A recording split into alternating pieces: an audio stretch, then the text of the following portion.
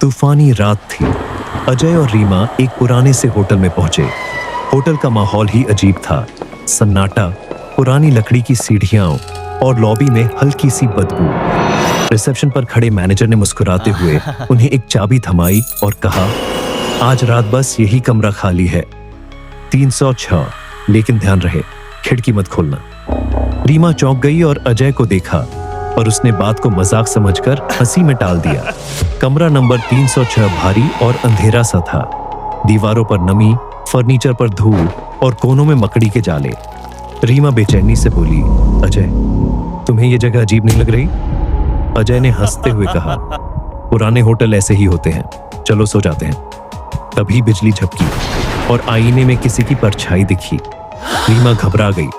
अजय, कोई खड़ा है वहां। लेकिन जब अजय ने मुड़कर देखा तो वहां कोई नहीं था।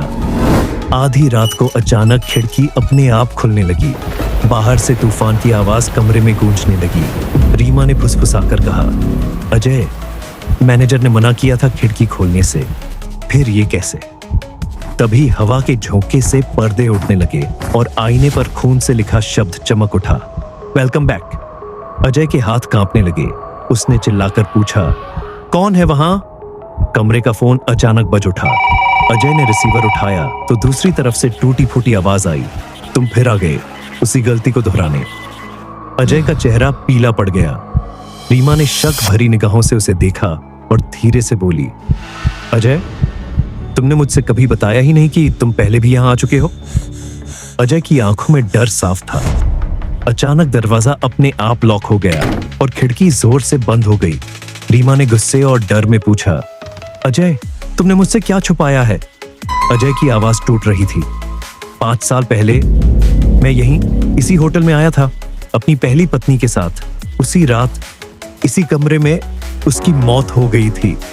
रीमा के चेहरे पर सदमा था। तभी आईने में अजय की पहली पत्नी का खून से लथपथ चेहरा उभर आया और आवाज आई, तुम फिर उसी कमरे में आए हो? अब ये रीमा भी मेरी तरह? अचानक बिजली चली गई। कमरे में सन्नाटा और एक चीख की गूंज। अगली सुबह होटल स्टाफ जब दरवाजा खोलता है तो कमरा खाली मिलता है। न अजय, न रीमा, बस आईने पर खून से लिखा था, कमरा नंबर 306।